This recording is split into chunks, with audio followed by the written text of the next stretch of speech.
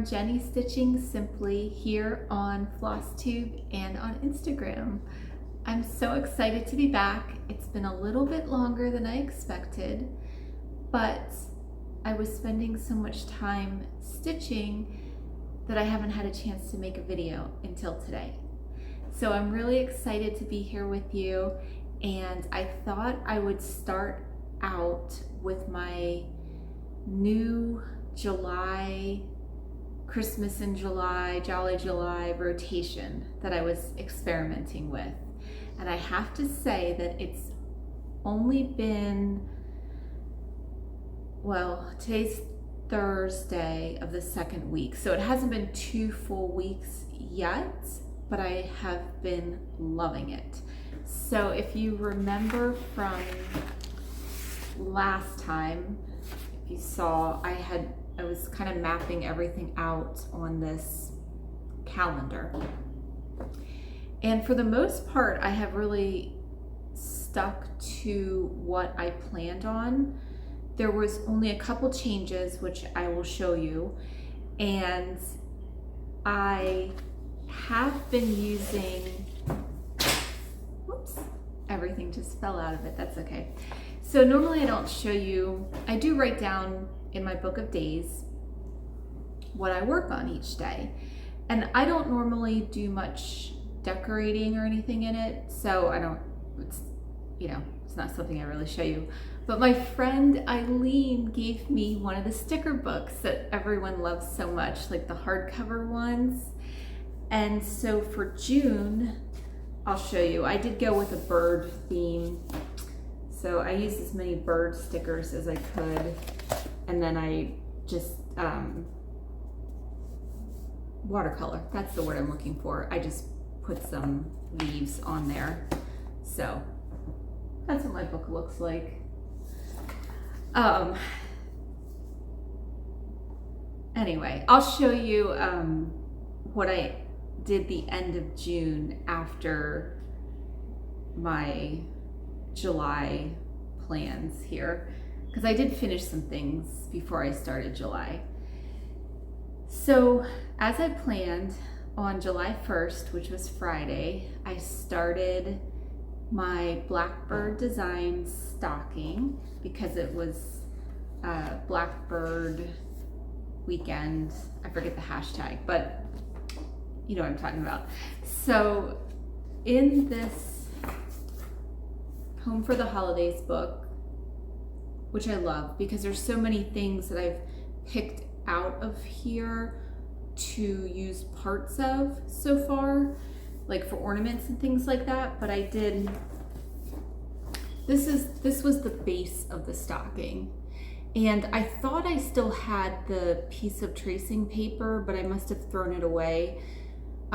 There's a picture of it on my Instagram because I used it for cross stitch camp.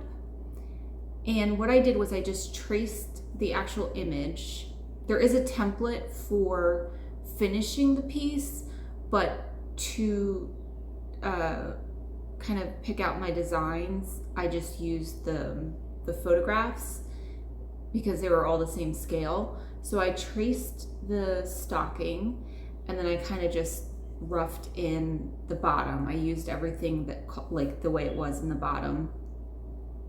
And then I used the alphabets that are in the rest of the stockings to put joy at the top. I used this border, and then in this line, instead of the date, I just did motifs that are in other stockings. So I don't remember off the top of my head which ones I pulled from, but like for example, you know, I mean, I might have, oh, I think I pulled that heart out. So I just kind of made a combination of them. It was my first stocking that I've ever done. And this is how it turned out. So I'm filming this later in the day. Like Steve's home now and he's watching the dog for me. So it's a little, like the lighting's different. It looks very faint, and it is fairly faint, but the colors are a little bit more saturated in real life. What I did was I kind of pulled from the Shepherd's Bush kits that I love so much. They often are stitched on 32 count raw natural linen with one strand. And it always seems like, how is this ever gonna work? And it always does. So that's what I did with this. I thought, let me just do, it looks so subtle right now, but this is definitely classic Colorworks Holly Jolly or Jolly Holly. I'll put everything below. And I don't remember the blue that I used. And then at the top, I just pulled, there's like a little tree stuck in there. And I had some stones that I couldn't use for the shop because they're so pretty, but I can't remember what they are. So anyway, I knew I wanted it to have some body to it, so I actually did put a little bit of polyfill in it. And because it was my first time ever making one of these, I followed the directions carefully. I used the template. I just traced it with tracing paper, cut it out, you know, did everything the way it was explained. And I wanted so badly to get these curves to be really smooth that I even used the little like darts that you would use in apparel. And I thought, I'm just gonna make it so perfect. And it was so hard to get it smooth. I think partly too because the raw linen is not as forgiving. And then on the back, I used the new Blackbird Threads That Bind fabric that my mom had sent me. But I'm gonna be completely honest with you, by the time I got the back and the front in the shape it was supposed to be, they tell you to use a whip stitch to finish it, which makes sense because then you're not having to, turn the toe and everything inside out. But after all that, I don't know, I just felt like there was too much of a gap to whip stitch it. And I mean, in hindsight, no, I totally should have done it that way. But I just used tacky glue because at that point I had had enough of it, and I used tacky glue for pretty much everything. So it's held up, seems fine. I did go in and just put a couple of stitches at the very top in case it wanted to start to like peel apart. But if it comes apart, I'll just sew it together the way that you're supposed to. But I was really happy about that. I really liked making the stocking. I think the holiday ones would probably be the ones that I would be most interested in doing. And then obviously I just added some buttons. Those are the motifs that I did at the top. The other thing, I changed it to say joy. Clearly, I don't know why I just explained that because you can read it. But the other thing I wanted to mention was, if you do the 1/2 on this 32 count, it goes so fast, so fast. I think I actually started with the tree because I was a little bit concerned. I was like using a scrap and I just wanted to make sure that everything was gonna work out. And when I realized how fast it was going, I thought, I can definitely get this done this weekend. So I finished this on Saturday the 2nd. And that was the day that I was scheduled to start also from Blackbird Mother's Garden, which is the one that I mentioned I wanted to do for my mom. and I counted the initials, and I think it was 14, whatever the actual, in the chart, there's like a rectangle where then you can put initials in. I'm pretty sure I counted 14. And if I added everyone up correctly, there's room for one more grandchild. So somebody else just needs to have one more child, and then we can fill in all the squares. But probably because there's 4 of us, what I was thinking is when I finish it, I also have, I forgot to grab it, but that really pretty, also from the Threads That Bind collection, the smaller, it's not the smallest print, but it's the smaller rose print on the blue background. And I may make this into more of a wall hanging with some kind of quilted border, so that if we do need to add additional initials, I can construct it in a way that I don't have to like unframe it and unpin it, so that everybody's included. So this one I really, really liked working on, and I had scheduled it for Saturday the 2nd because it was Blackbird weekend.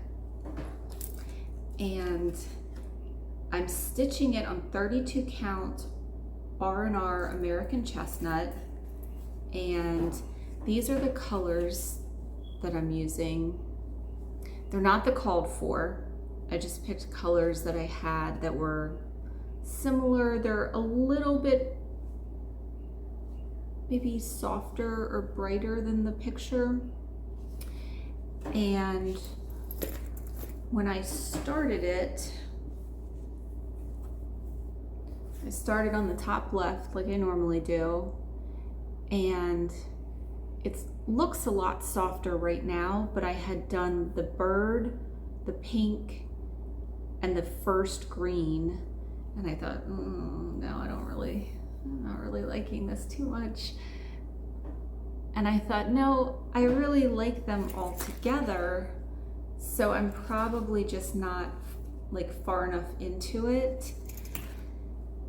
So I kept going, and now I really love it. I absolutely love it. And this is another one where it is 32 counts, but I'm only using 1 strand of overdyed cotton. But I am thrilled with the coverage. And I think I'm finally just realizing it just depends on the piece. I mean, I really, really like the really dense coverage as well, but on this it works perfectly. And there's some things that I think some of the blues I flip-flopped, and you know, it's one of those pieces where you would never, I mean, you wouldn't know. There's several shades of blue, and you know, whatever, it's fine. And it's a little bit, well, no, you can see it now. So this fabric was not modeled. It was all the same beautiful color. And normally my pieces get pretty wrinkly because I stitch in hand, but I've been trying to be more careful. I figured there's no reason that I have to like manhandle it. You know, I could at least like roll it up. So that's what I've been doing, and then working left to right and unrolling it as I go. But what I always neglect to do, and I don't know if maybe this isn't necessary, but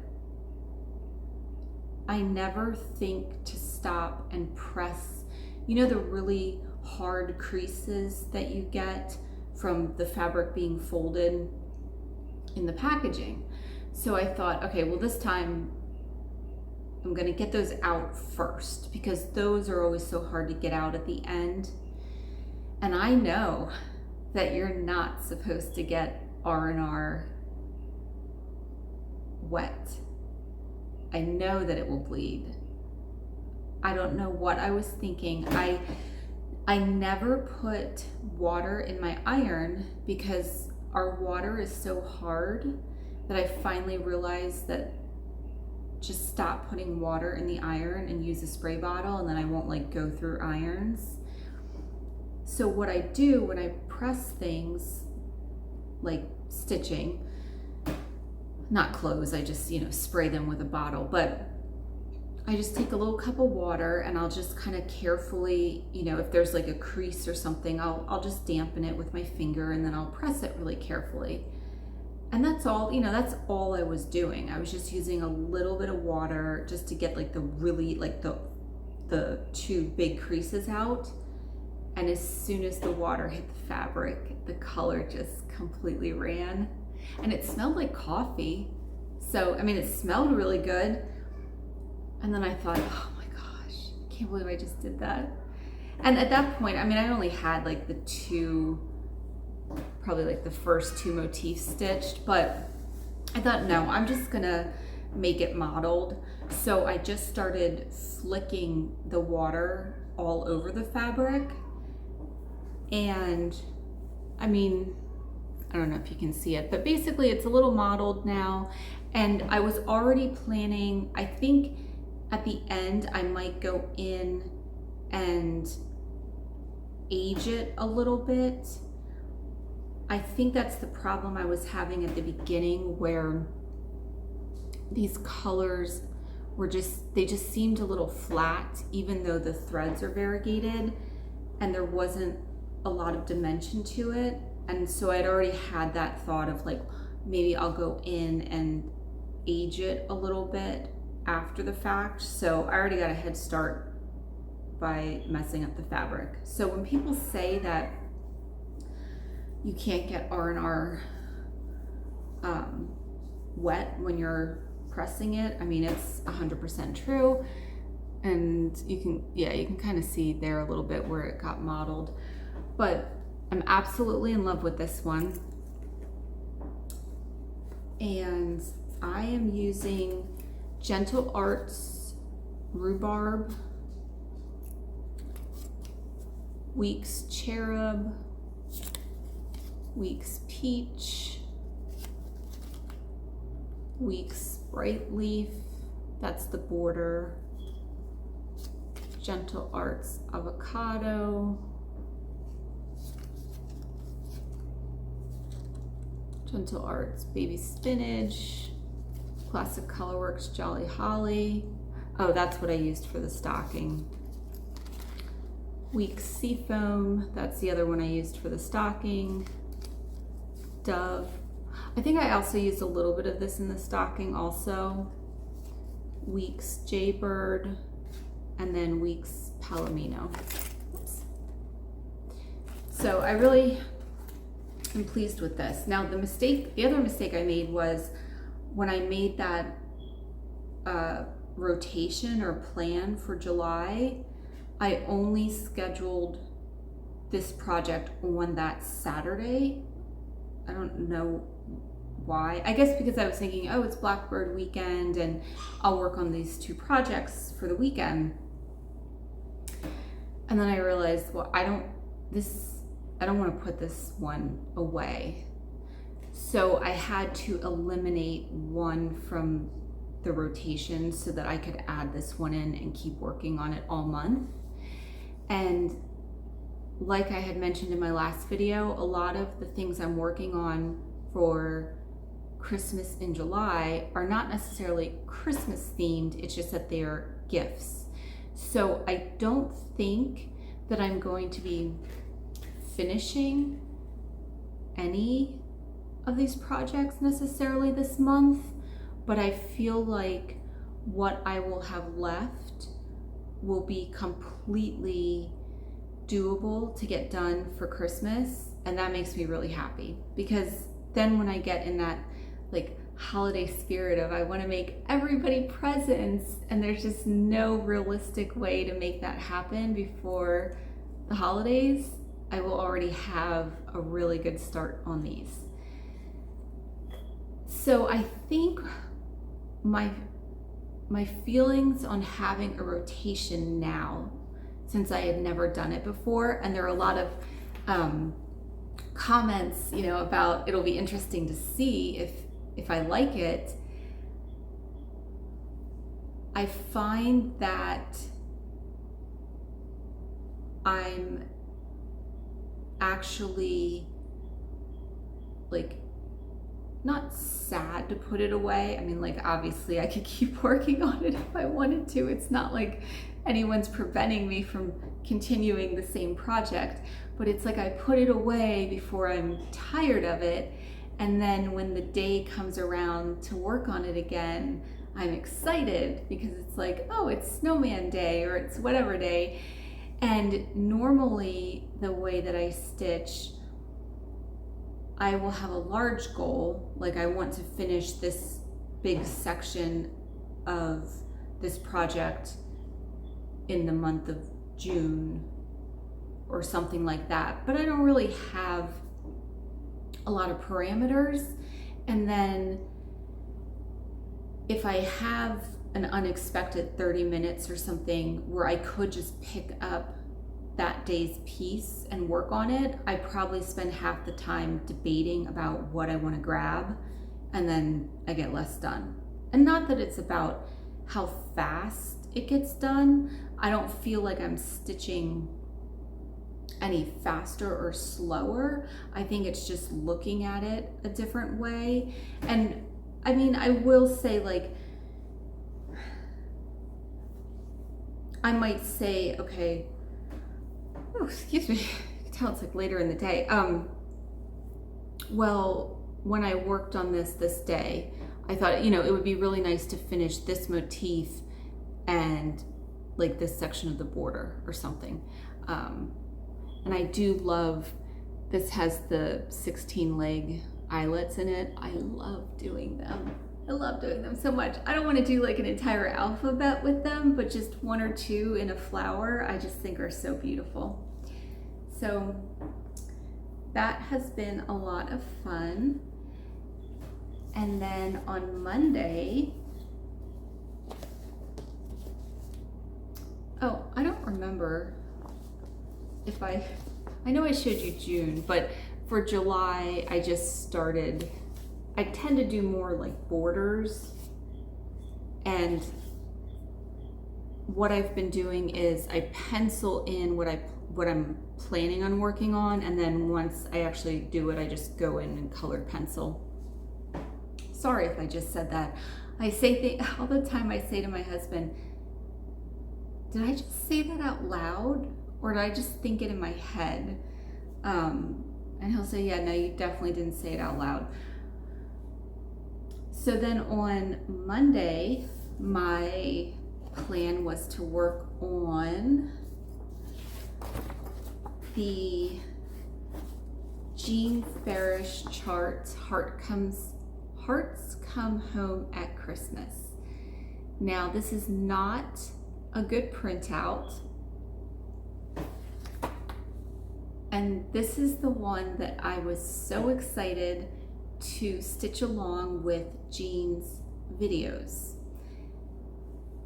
I cannot tell you how, or express to you how much I have enjoyed working on that with her videos. So if you go to Jean Farish's YouTube channel, they're just in her regular list of videos. It has kind of an image, like part of this image, and it will say like stitch along part 1 or 2, you know, 2, whatever. So part 1 was pretty much like prepping for the project, and then going forward, she shows you how she starts and, you know, what she's planning on as far as like the journey that she's going to take. It's perfect for beginners, and at the same time, there's way more information than what a beginner would necessarily need to cross stitch. So even if you, I would say if you have the chart and you're stitching it, it's definitely more fun, you know, because you're like stitching it along with her, like you're taking a class. But you could definitely just watch the videos And the way she recorded it, it's so close up, and you can really see how she does each of the techniques. And what I thought was really interesting is she uses a combination of the sewing method, the Danish method, and she shows where and why she uses different methods.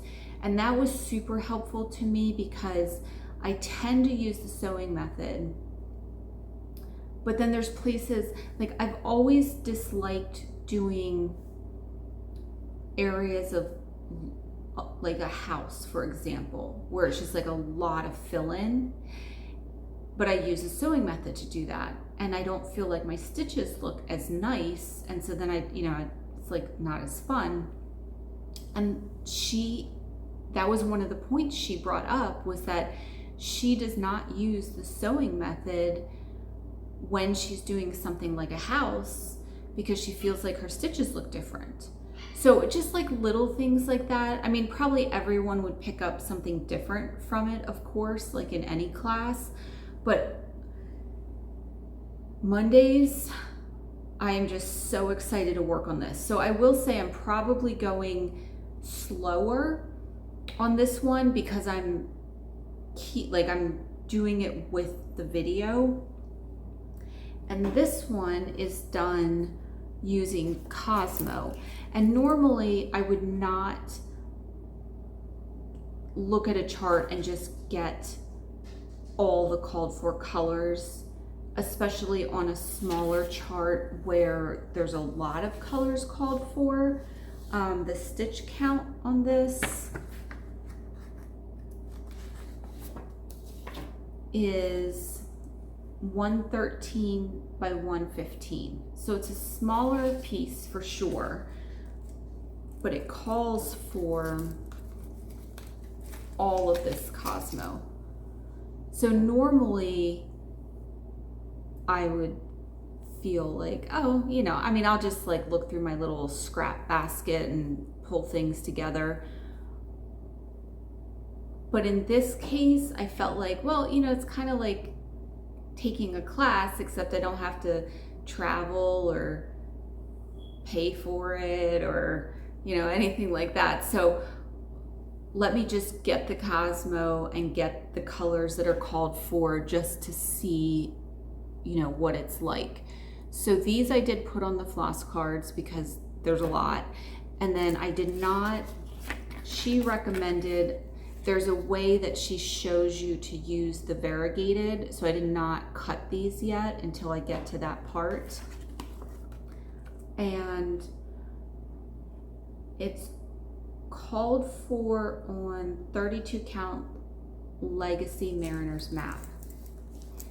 And I have to say, I love Legacy fabric. And then it's so different because this one, same stitch count, 32 count, and it's 2 strands, and it is the plumpest, fullest coverage, and it's so pretty, and I absolutely love it. So again, it just reminds me that it depends on the project. This one, I think style-wise, is much more traditional. The Legacy linen, to me, always feels a little bit more traditional because it's not over-dyed. It's just a beautiful, beautiful, simple fabric. And I followed exactly along with her. We started with the roof, and then so I've stitched on this, I guess it was 2 Mondays. So basically the first Monday, I got the house done and the grass. And then the second Monday was the checkerboard. And this is actually a really dark navy blue and just this part of the circle. So I really like doing this along with the videos. It's been a lot of fun. So that was Monday's project. And again, I don't know, well, no, I mean, looking at it this way too, I think it's nice because I don't know how there's any way that I would finish this by the end of the month, but I already know that. So it's not like, oh, I feel badly because I'm not farther along than I want it to be. And oh, Tuesdays. Okay, so then Tuesdays, I forgot to grab it, but I was going to do the December snapshot. And that was the one piece that, although I love it, it's more, you know, it's holiday themed. It's the cute series, monthly series. I'll put a picture in. But anyway, I thought I'm probably going to be more motivated to get the gifts done. So I put the Mother's Garden in on Tuesdays. So that's what I'm working on every Tuesday. And that one is the one that I just went on and on about. So we're good with that one. And then on Wednesdays, that is Shepherd's Bush Snowman Day. And this one is a kit that I got when we were there last summer. And the mat is what has all these snowflakes. So I may consider something, not with the mat board, but something like that with extra snowflakes around the snowman. So some things that I wanted to mention about the kit. It has the buttons like they typically do. And this one is on 30 count weeks gunmetal, which I really like the color of, but also 30 count, oops, upside down. I'll show it to you in a minute. But the problem I'm having with this one is they often include silks in their charts. And usually the way the colors are listed is that it'll say silk or hand-dyed silk or hand-dyed cotton. And sometimes they list the dyer, but not always. And with this one, it says overdyed silk threads, and it gives you the symbol and the color names. And then it also says Aversois silk threads. So I'm assuming it's soie because it's like a 7-ply, and it's the coverage on 30 count is incredible. Like it completely covers with one strand on 30 count. So that's the problem I'm having, is now, because I've never used those silks before, all I can think about is what is a project that I've always wanted to do that calls for those particular silks, because they're so much fun. And I mean, I've only used 3 strands. I'll show you which colors are the Aversois, but that's not, I don't know if that's a rabbit hole I want to go down, but it's been a lot of fun to try it. And then what I'm going to do is, if there's any extra, and there usually is with their kits, I'm going to take it and try it on different fabrics, different counts, just so I know when I do at some point do a larger project with them, what my preferences are as far as fabric.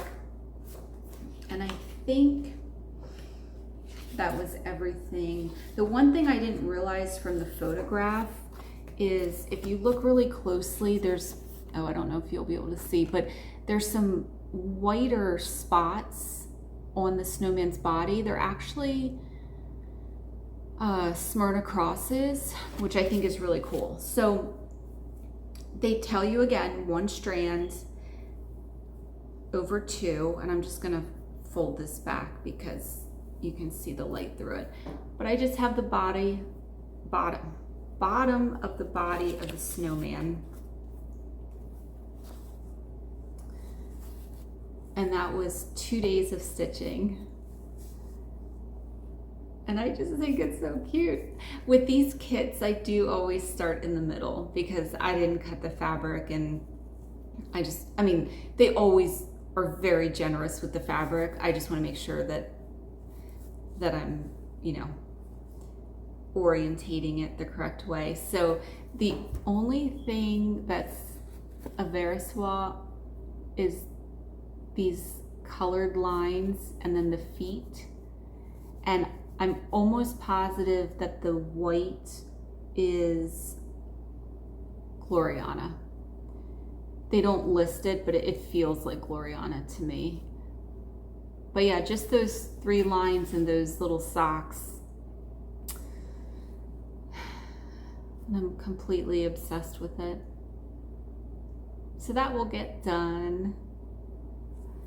Now it's Wednesday.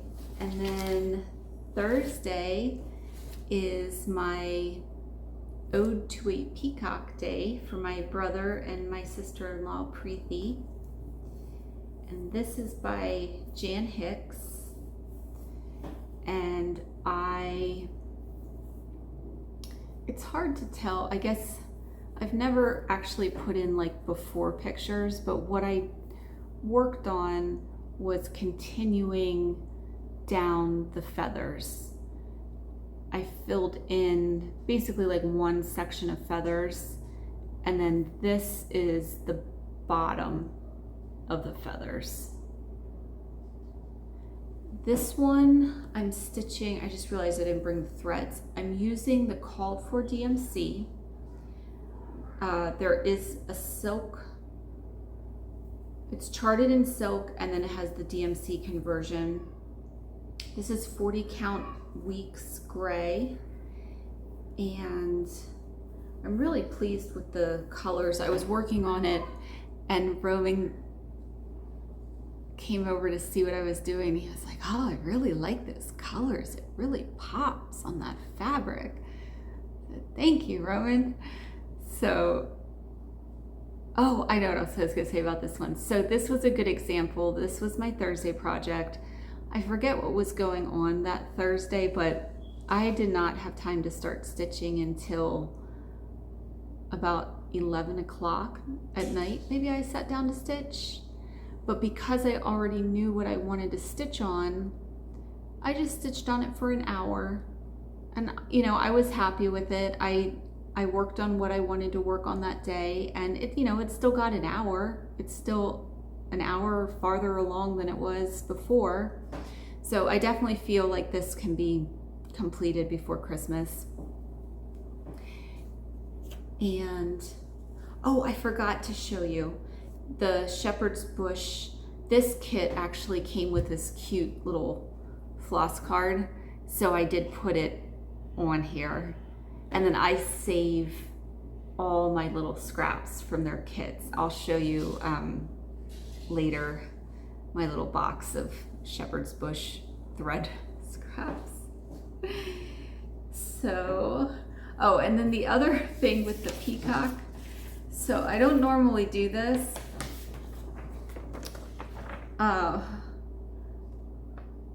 And it's not because the chart is beautifully charted. It's super easy to read. But with this one, and there was something else I was working on this week. Oh, on the Jean Farish piece. Both of them, large, clear symbols that aren't like super similar to the one right next to it. I had to like actually do the thing where I glued with my tacky glue the chart together. And even though there's overlap and everything in the chart, I think because the feather, oftentimes I'm working on things that are more geometric, and it's like, okay, well, there's an overlap of 3 stitches, got it, you know, no problem. I was really having a hard time wrapping my head around the feathers moving from one page to another. So I finally just broke down and just cut the chart apart, glued it together, and it's only this big, so it's not a big deal. And I think one of the funniest Flosstube moments I have ever seen is the video where Deb from Snug Harbor Crafts had, it was a Twin Peaks Primitives chart. I think it was the Thanksgiving one, and she had, like, you know, attached all of them, but it's a big piece, and so it was like this monster. It was hilarious. It was, but I could totally see myself doing the same thing, because sometimes I just can't wrap my head around it, and I don't know why. But I think we all have our things, you know, like some people don't like, you know, when there's a lot of diagonals or something like that. But anyway, so this is my new version of that chart. Again, why I'm still a big fan of PDFs, because I can just print out another copy to keep, and this one's all glued together, and you know, it's totally fine. So that was Thursday, and then Fridays I am working on the Stacy, every time you guys, Stacy Nash First Snowfall Pin Keep, and this is the one that I'm also stitching for my mom. I did use the called for colors, and I think that the reason I did not venture out and just pick colors myself on this one is they're all warm colors. And I think that I tend to make a lot of changes when the charts have like primarily blues and neutrals and grays or things like that. Or if it's monochromatic and I'm picking something, it's always going to be some shade of blue. And what's so beautiful about this chart is the Merlot and the red pear, and you know, I wasn't gonna try to mess with it. So I am using all the called for, and I think everything's weeks. Yep, everything's weeks. But it was fun because it's a totally different color palette than what I would normally do. And I really like it. I like the Merlot and the red pear. And it's only Thursday, so I've only gotten to work on this for one day.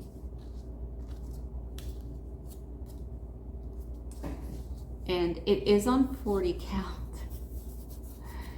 But you may notice that I have left myself, sorry, it's a shame, the light's not very good today, but that's okay.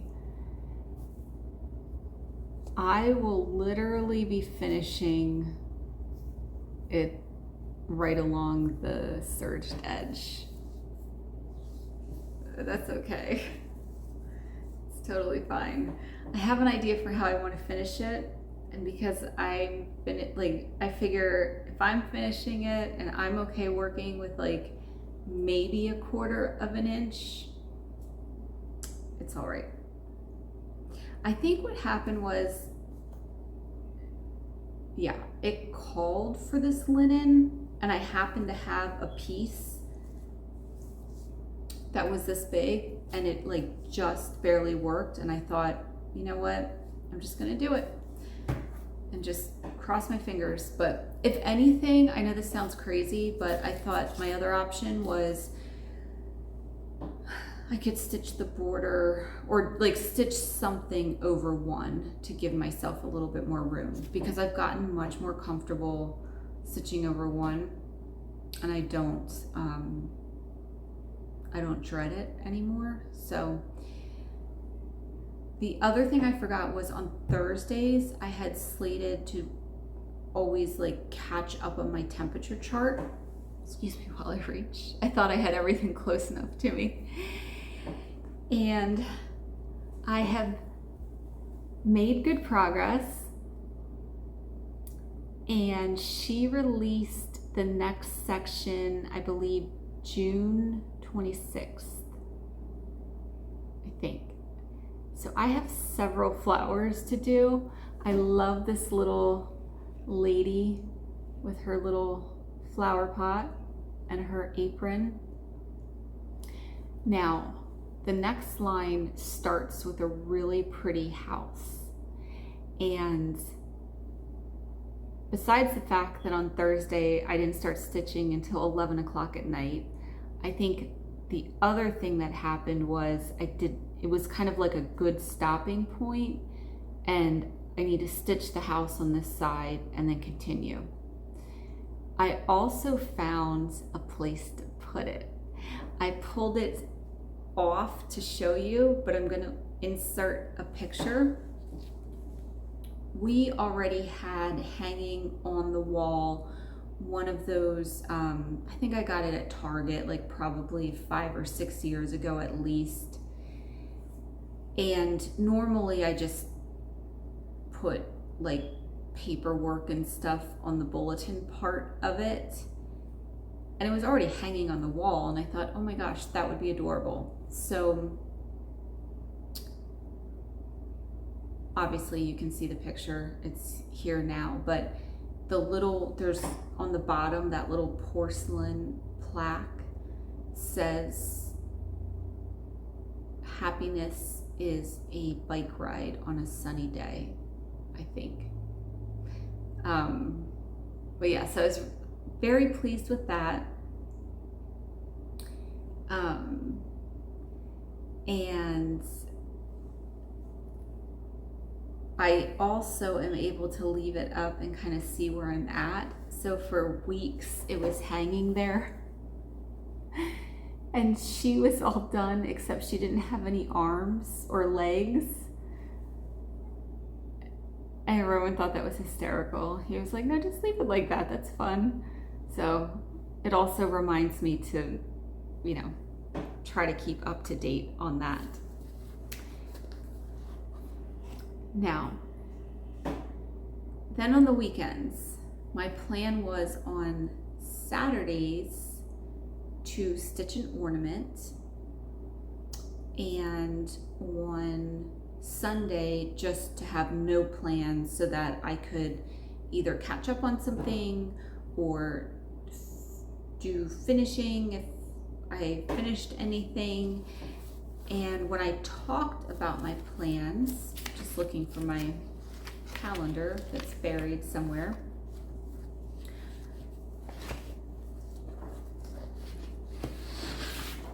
There we go.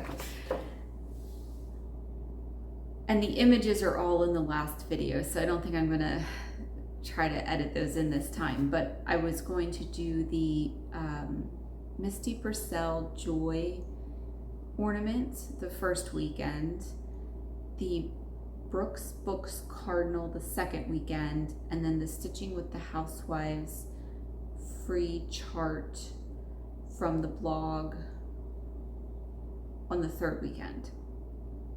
And then I remembered that I still had some charts that Eileen had lent me that would work really well for 2 of those ornaments.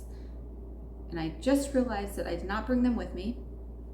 So I will be right back to show you the first ornament that I finished.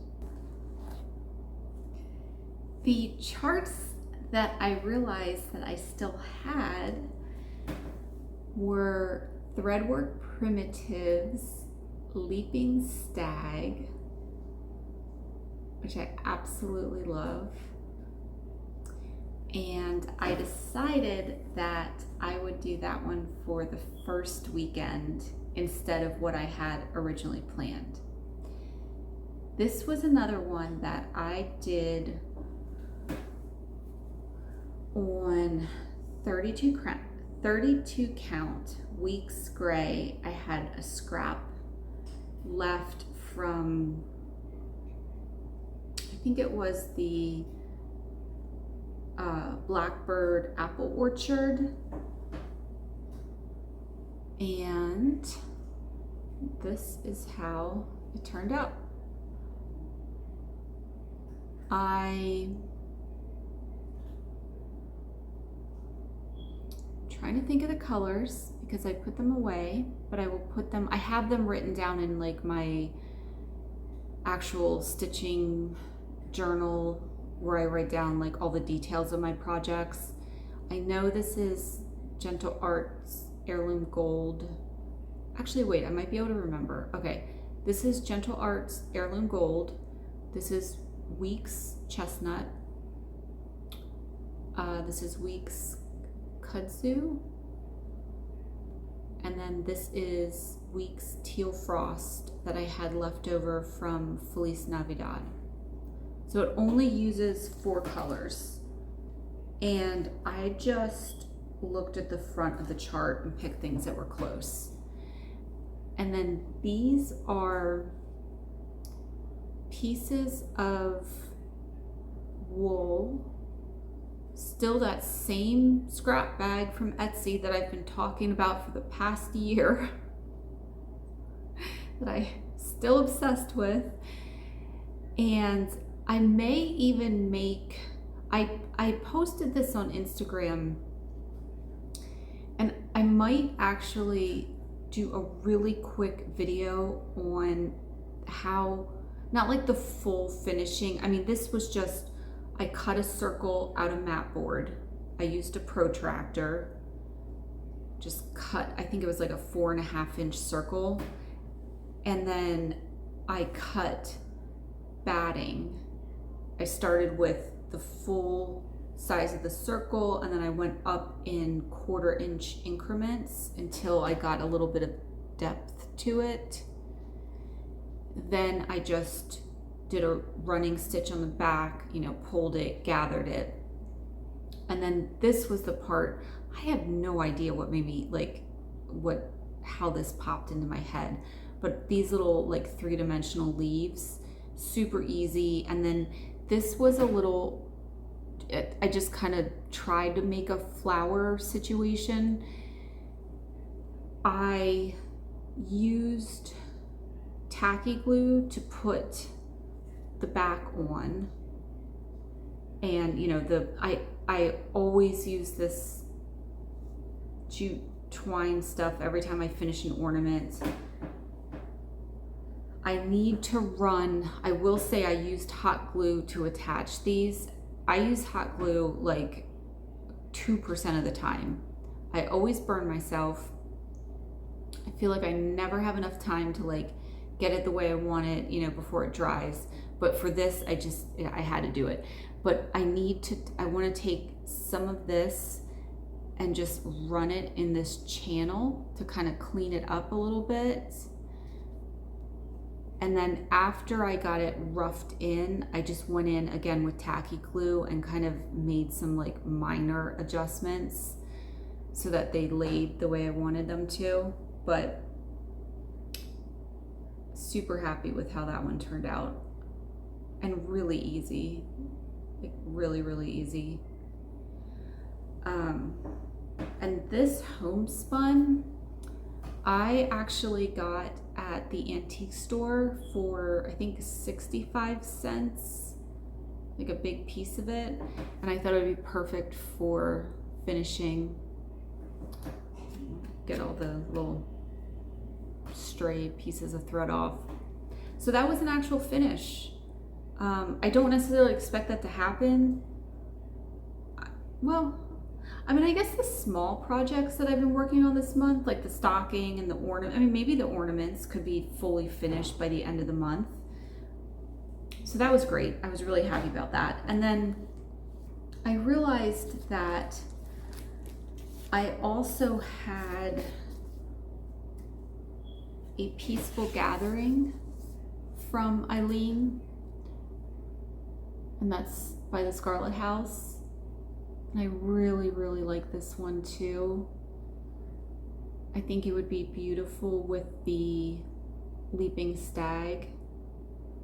And I would, with this one, I would just pick colors that I have, and it's 77 by 72 on 35 count. It's only 4 1/4 by 4 inches high, and I mean there's a lot of empty space, so I feel like not only do I love this chart, but I feel like it's something that I could do in a weekend this July, and I would finish it as another ornament.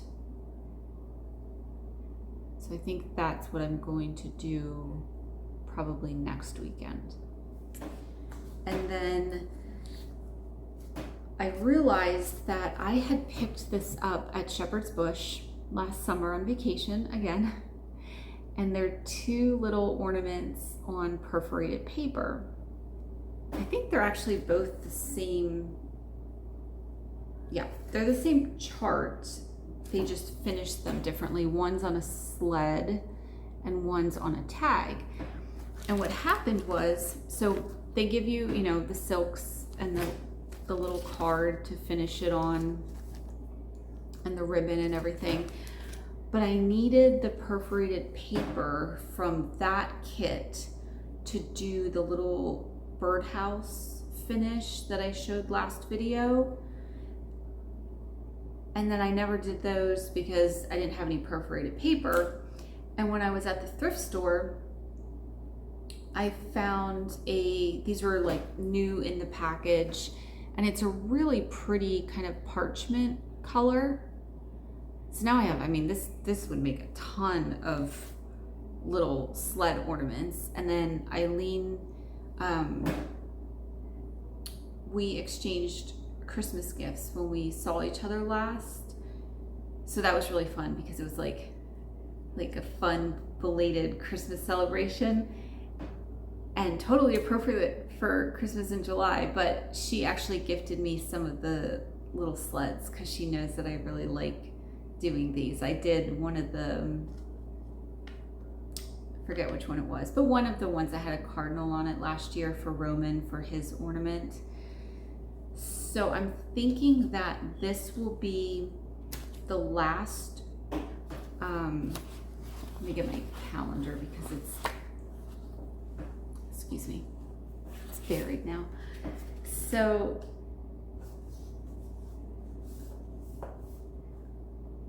that I have slated for July 23rd.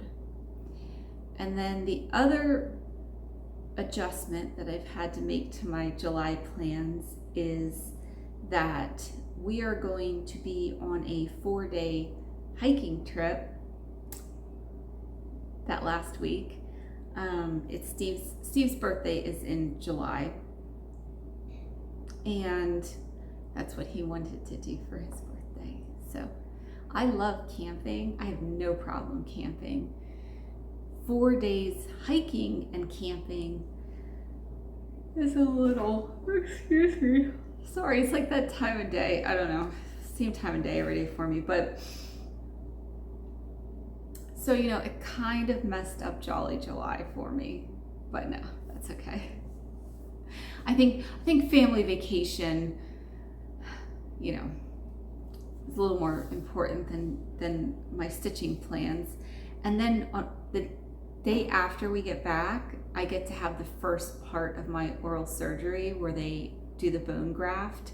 So that's something to look forward to. And that only leaves me with 3 more days in the month to kind of wrap up whatever I want to work on. So everything originally, I thought I was going to have 4 kind of like sessions on, and it may be 3 with a couple projects getting one of those extra 3 days. So that was very, I don't know what the word is, rigid planning for me, but I actually really enjoyed it a lot. Like tonight, is Ode to a Peacock night. So I don't know, I don't know what to think about it. I just know that that's what I'm going to work on once everything is done for the day and I sit down to stitch. The other question a lot of people asked me was, do I feel like I stitch more or less in the summer? And I would say normally I would stitch a lot less. However, we're in this weird period of our lives where normally in the summer we would be going on at least one vacation. Outer Banks has always been our family vacation, and that was something that no matter what was going on in life, we made sure we got to Outer Banks. We always went kind of the like second to last week of July or so that we would get there before hurricane season. And that was something that was important to us, so that the boys always had those memories, a family vacation in Outer Banks. And I was just saying to Steve the other day, like, I miss, because we haven't gone in a few years because, there's like all the conflicts with travel lacrosse and bike races and, just like all the things. And the kids get older, and then it's like everyone would rather be with their friends and doing things like that. So, and then often we would go to Outer Banks, and then we would go out west, and then we would plan a whole bunch of camping trips because, the kids were younger and we would want to go camping and they could bring their friends and we would do all this stuff. And then if we weren't doing trips, I was driving someone to go do something that they want, like biking or something like that. So now that Tristan's back at work in Colorado, I mean, that's one less person to to plan with, and Roman can drive now, so he's been doing all kinds of stuff this summer, but not with us necessarily. So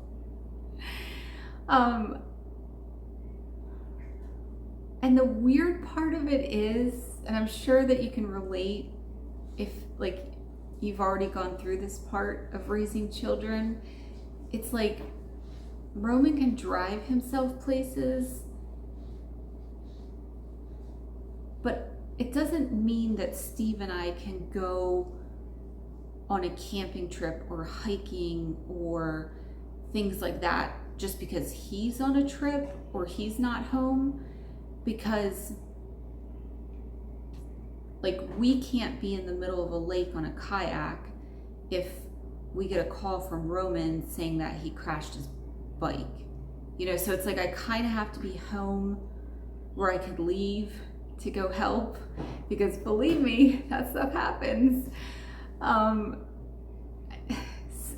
So I don't know, it's weird. I mean, and like there's been years where Steve and I, like we've gotten to go, we would go to like Maine in May to avoid all the summer crowds, and we would go hiking and travel and things like that. So I feel very, very fortunate that we've done a lot of that. And right now I often feel like it's more like I'm kind of like waiting just to make sure that Roman got home from his trip okay. Sorry, I know that was like a really long explanation, but I thought like, yeah, that's a really interesting question, because maybe having plans and having like, oh yay, today's the day I get to do this, is like compensating for the fact that I don't have this calendar that's full of things that I'm doing with the boys. Tristan is absolutely loving bike patrol, because when he was there in the winter, obviously like it's completely different in the summer in Colorado. So he's back at Steamboat, but the most exciting thing that happens is they were all the wilderness EMTs, I guess, were in their office. I don't know what that looks like. I've never been there, but if I understood the story correctly, I think they were actually talking about bears, and a baby black bear literally walked into the office and then like got scared and walked out. And I was like, oh my gosh, that's so cool. That's so cool. Like, did anybody take a picture? And he was like, no, Mom. Like, there was a baby bear. Like, you know, I mean, the baby bear, he said, is not really that concerning. It's the mom, you know, but the poor thing was like separated, I guess. And so it was scared and it left. And he said, it's really not the bears that I worry about. He said, it's the moose. Like, that's what will get you. So he's having a great time. He loves, he just loves everything about it. And I think that having a child as a first responder is, I mean, it is nerve-wracking, but the way that I look at it with Tristan is he's doing things that he does anyway. Like, he would be climbing or riding his bike down a mountain, you know, like he goes ice climbing. He does, like, that's what he does for fun. And so doing that in order to rescue people, if something were to happen, like, that's what he loves doing anyway, and what he would be doing whether he was a wilderness EMT or not. And so if I look at it that way, it's like he's just doing what he loves. And he's really excited because they needed people to learn to evacuate the gondolas. Like, not like, oh, there's lightning and we just have to like get everyone down off the mountain, but like where somebody needs to like climb up on the rope and then like enter the gondola. And he was like, I was the first one to volunteer. So he's like so excited. So he's having a great time. Sorry, that was a really long story about whether I have more time or less time. So right now, this summer, I think I have more time.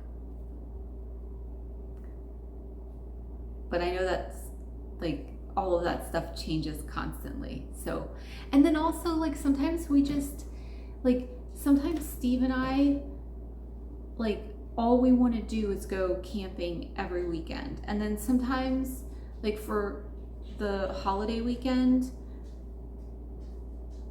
our friend had asked me like, oh, you know, what are you guys doing? Like our friends that we normally do holidays and stuff with. And I said, I don't know. Like, we just got a food dehydrator from Steve's mom for his birthday. So we're just gonna stay home and learn how to dehydrate food. So that's what we did for the holiday weekend. And we had a great time. We had so much fun.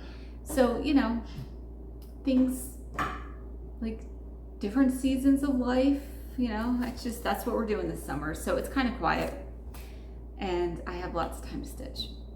So,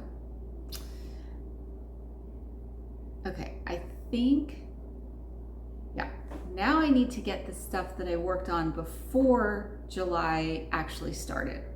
I also have the stuff that I did before July, and I apologize because this is turning into a really long video. But I'm going to show you. I showed you in the last video that I finished my Prairie Schooler Santa for Tristan, but I had not fully finished it. So I got that done. I don't think maybe I did fully finish it.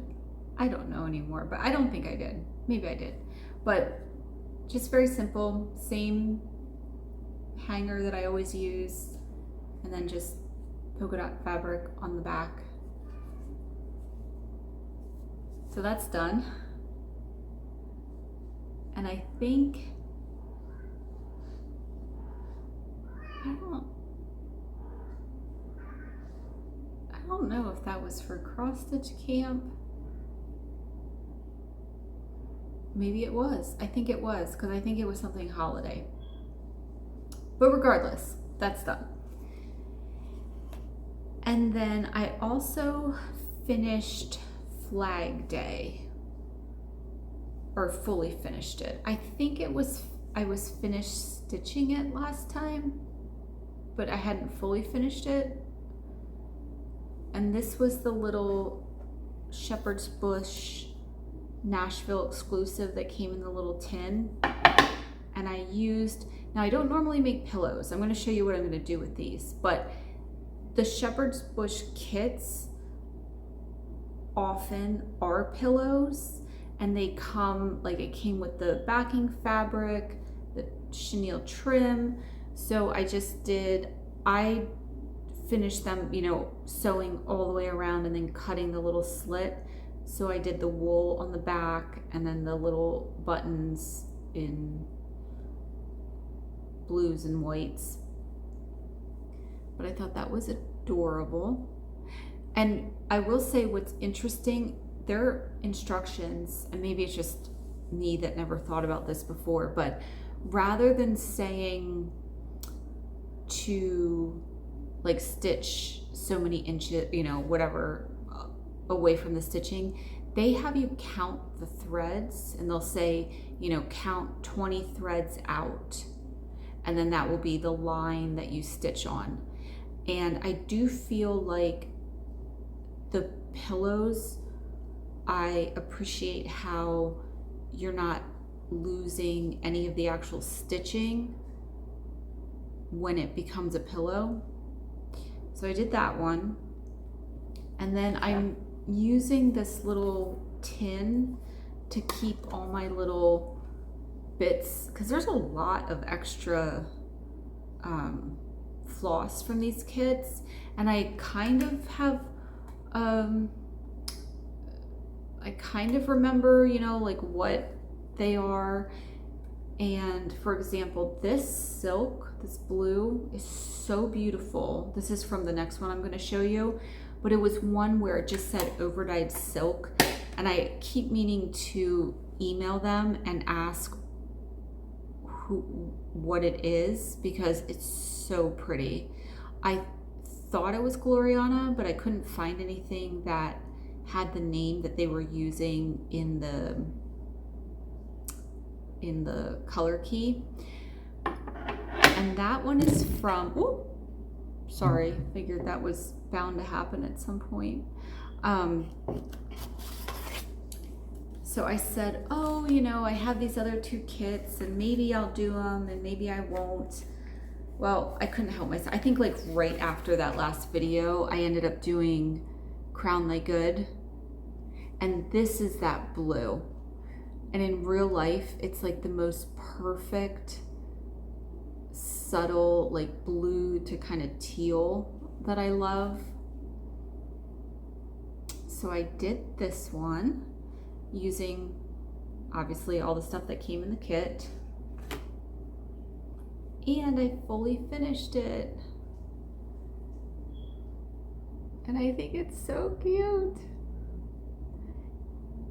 And then what I did was, it came with the white, these white kind of like pearly looking seed beads.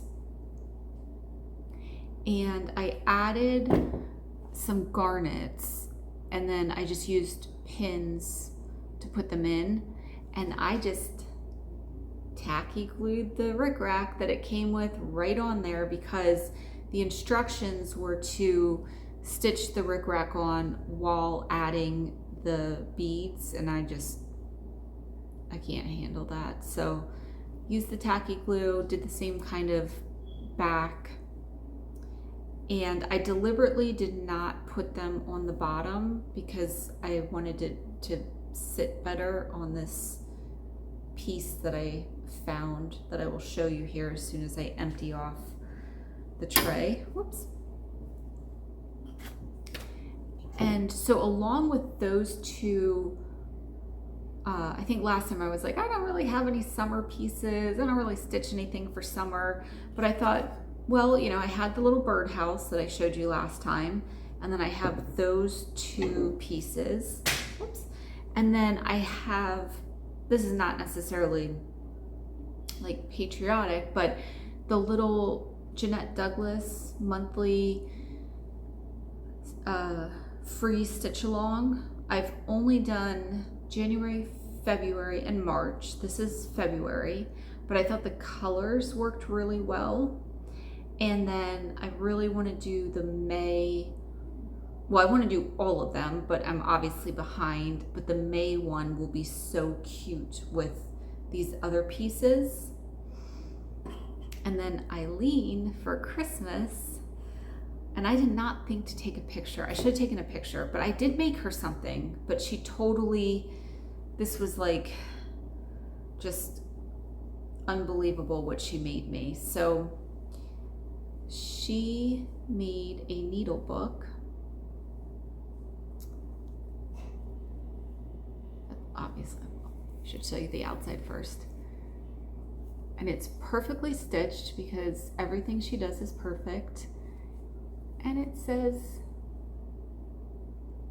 Jenny Jane, and I absolutely love it.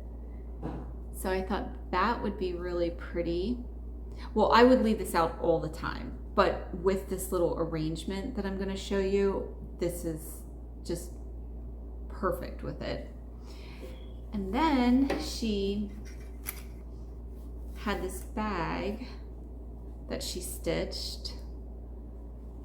Sorry, I've got other goodies in there, but I'm gonna take those out after I show them to you. And then I think I might add like something in here too, just to keep it, like keep the shape so I can display it like this.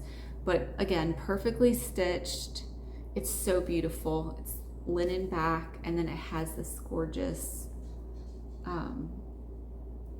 like aged measuring tape drawstring. And inside she had my little sleds that I love so much, and beautiful Christmas floss drops. See, and this is the problem with saving things for Flosstube. I think most of the time I just use stuff and then I show you guys and I say, yep, I got this, and I started it, because I need to use this with one of my Christmas projects. But I thought these were so sweet. And then there was the little tomato and the trim so that I could use it also. So thank you, Eileen. I mean, besides being the most wonderful friend, she absolutely spoils me. And this is the lining of the bag. So what I want to do is I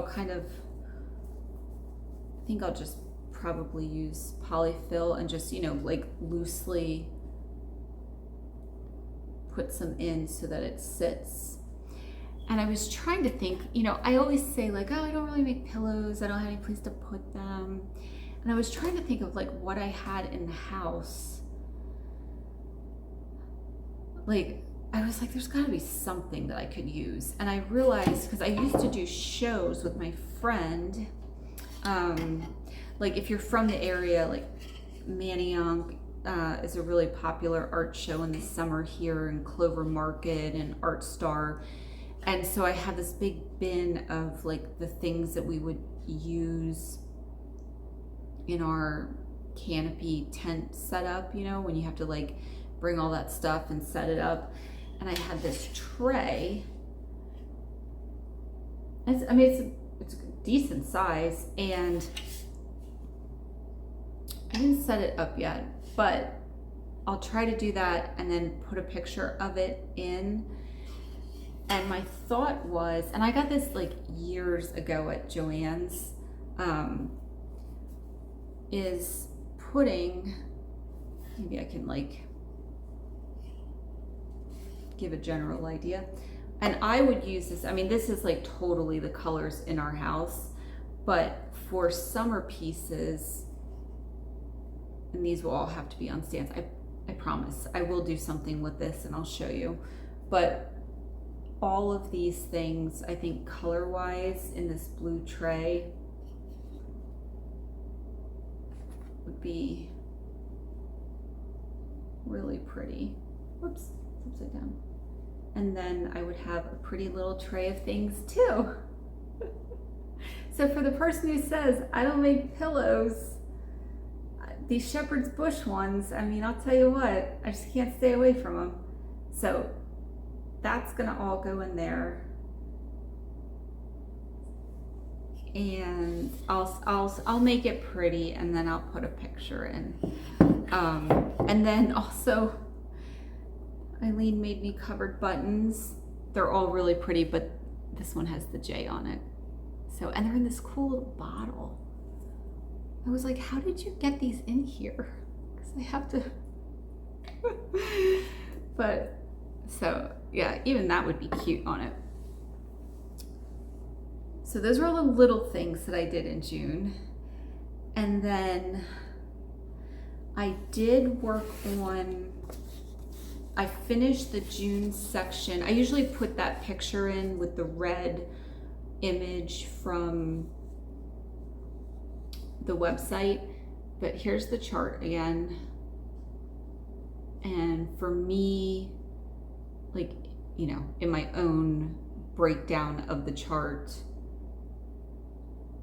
I think this is June. So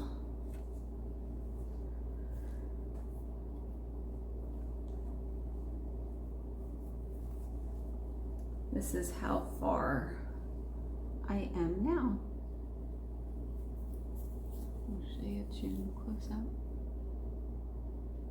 Yeah, once I got that border done, it wasn't that bad. And the back stitching, like, I don't mind back stitching at all, especially when it's like this, where you're not trying to like go back and figure out like where it goes. Ooh, sorry, just fell off the table. Where it goes in between colors. Like the back stitching is more just linear, geometric parts of the chart. So I love this so much. Now my only problem is I have to get July done. But I think what I'm gonna do next month is the same type of idea where I just assign things to different days of the week and I'll just work on it, and however far I get is however far I get. And the colors, they're in the description because I just keep it's not gonna be done for a while, so they're always in the description box, but it's mainly, this is the Cosmo that every time I'm like, I can't remember the number, 983. And this is the DMC 413. And then I'm mixing in the leftover silks that I have that work with the color palette. And this is the one where I just keep them all in this little pouch. And they're not on floss tags or anything like that. And then the last thing that I worked on is, oh, and that is on 32 count Arctic by Picture This Plus, and that's 2/2. The last one that I worked on was Consider the Lilies, because this was one where I was like, okay, well in July I don't have that scheduled in for anything, so I spent a lot of time the end of June working on some of these bigger pieces also. And I am using 36 count R&R Virginia Beach Brew. And I'm using mostly the called for DMC. There's a couple overdyed that I'm using because I already had them. Cadet by Weeks, I know off the top of my head because I love this color. So I'm very happy with the colors. Also on floss drops because it's just like, there's just too much thread to deal with anyway else. I will absolutely not be getting this fabric wet in any way, that's for sure. So the last time I showed you, I had this, like the flowers done up to here, but I did not have the urn completed. And so, I'll just open it up more. I got, sorry, I can't see. I did the urn. I did the, I'm calling it a moth. I don't know if it's a moth or a butterfly, but, and then this kind of horizontal floral motif, the part where your initials and the date go, and then one more flower. This was one where I was like, I have like half an hour. I think I can get something done. And I've been trying to keep up with the flowers and just trying to do, you know, I mean, I haven't totally caught up with it, but just working as I go along so that I'm not doing a whole bunch at the end. But I'm very, very happy with that one. And I will definitely work on this next month. I think part of the, like, not problem, but before I started doing the July projects, I had a lot of big, like I have Dutch Beauty going and Consider the Lilies, and I have Quaker's Dozen and my Ukrainian sampler and the Crosshaven sampler from Rosewood Manor, and they're all pieces that I know realistically will take me at least until, I mean, well beyond the end of the year. And so it's nice to have these smaller projects that I can finish in the relatively near future. So I think it was kind of a good, like, stepping away from those bigger projects for a little bit, and it makes me excited to get back to them without feeling like, oh, I'm just tired of it, so I'm just gonna like put it away and start a bunch of new things. You know, like I think having that plan for July made it feel like it was intentional, and then, you know, I'll get back to this very soon. And that, I think, is now everything that I stitched on. I feel like it was a lot. Like, it's not like everything is totally done or anywhere close to being done, but I feel like I have a lot since the last time I talked to you. So, and it's been really fun. It's always fun. It's not like it's ever not fun. It's not, you know, it's a hobby. Like, I always look forward to it, but I think it was even more fun so far this month. Okay, I think if you made it this far, everyone deserves a prize. But for right now, I have the, woo! I was like, okay, I caught it. It's okay. The scissor fob that was the giveaway from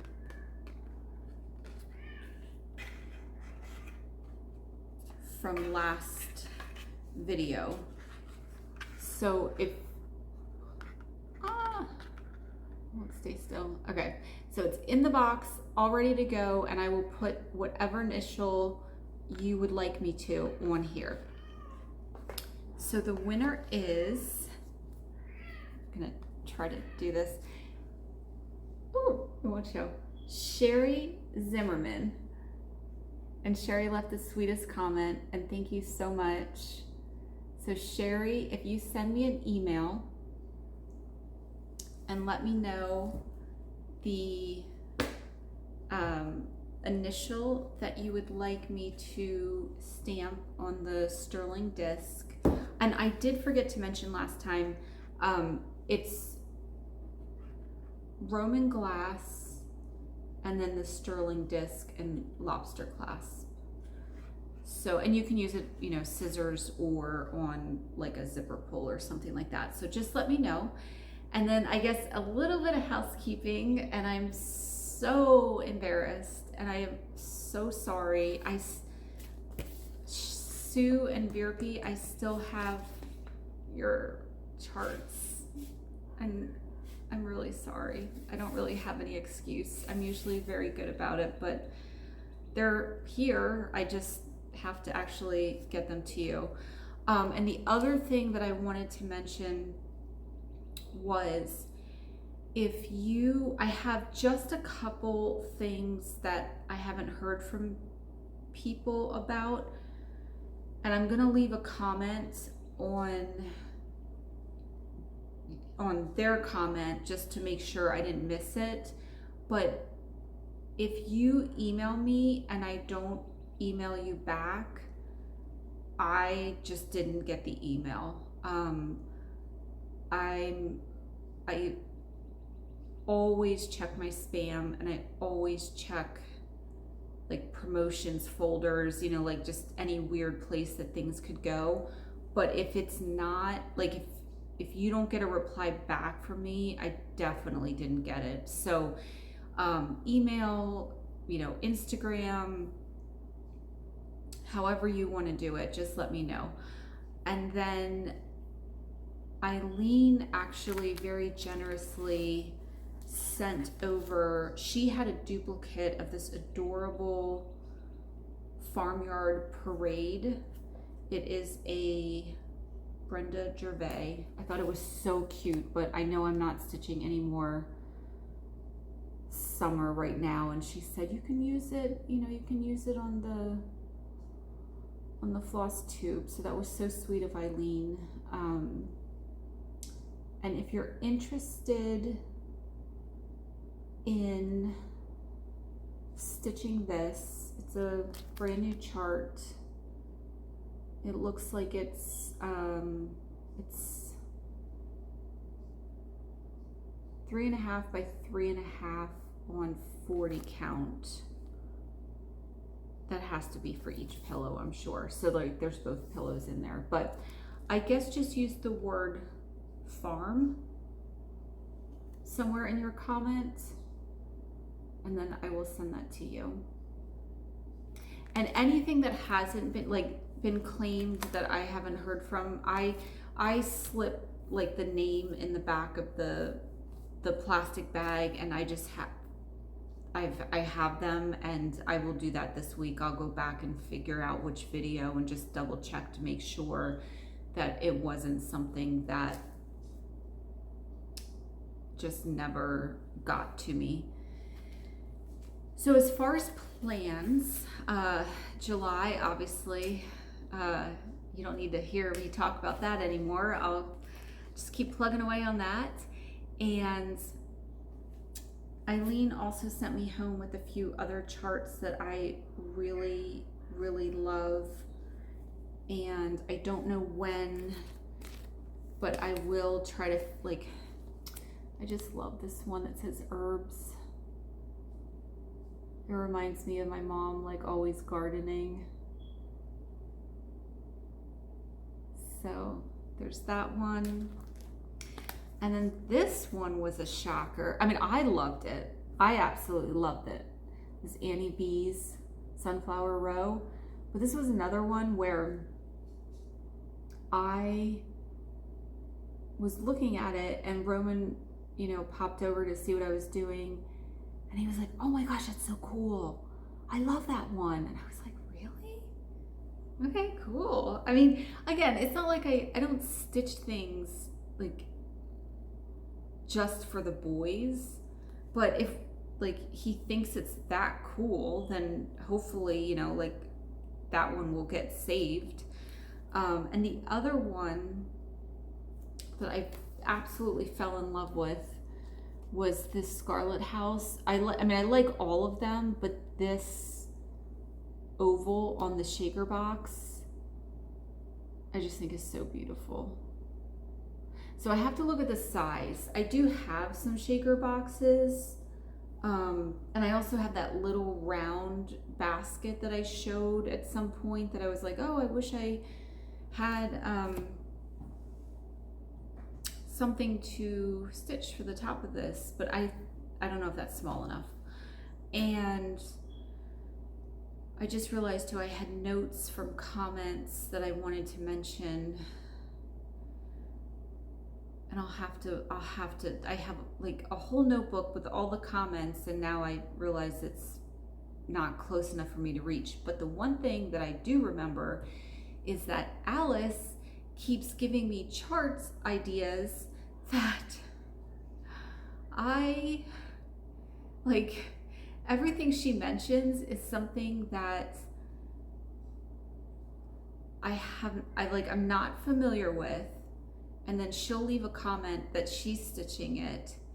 And then I'm like, oh my gosh, I love that so much.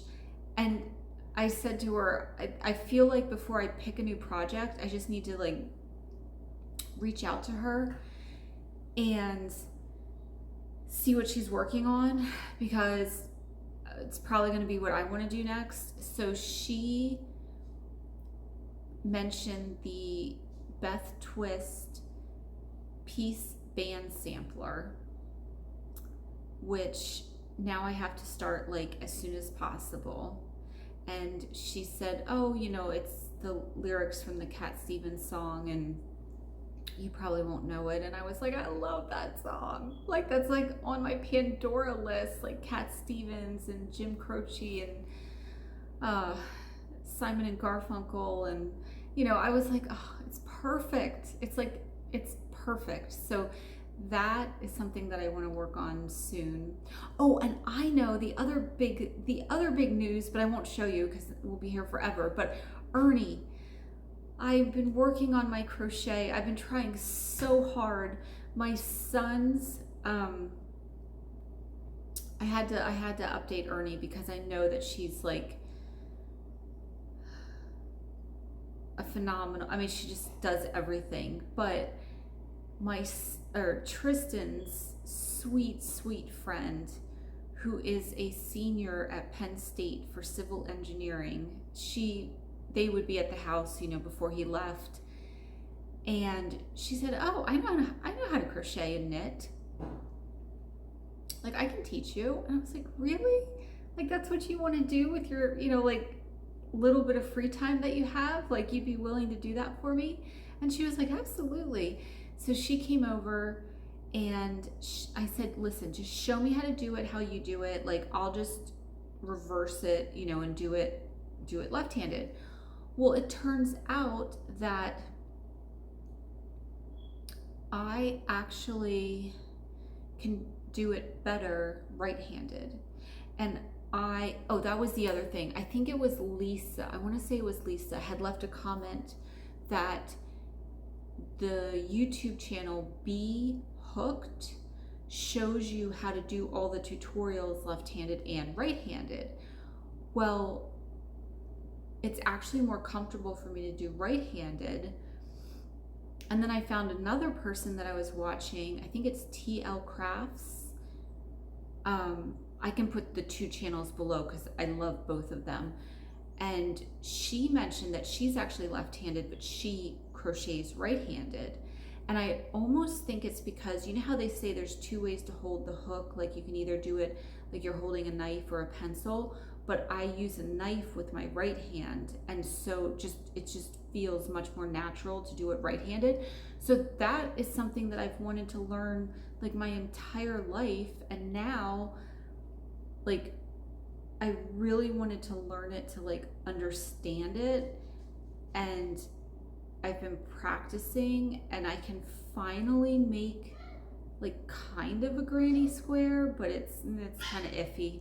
But what I really wanted to do was like, you know, learn like the stitches and how to get the rows to be even and I feel like I'm really progressing, but it's very humbling to be like a complete beginner at something and just feel so frustrated. You know, like I would just watch the video. I mean, luckily, because Tristan's friend had given me like a really good basis. I mean, I had the general gist of it, but like there was one day, I mean, I literally just spent the entire day trying to figure out a granny square, and I just couldn't stop. I was like, I cannot stop until I figure this out. And the one thing I do really love about it is that if you realize that it's messed up or you don't like it, you just, like with one pull, you know, you're like right back to where you didn't mess up. So definitely a lot quicker than frogging out stitches. So that was really cool. And so I think that was everything that I had written down that I wanted to mention. But yeah, I think that was everything. Since my entire notebook with everything that I wrote down to be organized is on the other side of the room, we're just gonna wrap it up. And if I forgot anything, I will definitely mention it next time. But thank you so much for letting me talk to you about my stitching and for talking to me about what you're working on. And I really do feel so grateful that even though it's, you know, through the video that I get to spend time with you guys. And I hope that you have a wonderful few weeks. I may not make a video until we get back from our trip and I have my first part of my surgery and I'm like recovering from that. So in the meantime, I hope everyone takes care, and I will talk to you guys very soon. Bye-bye.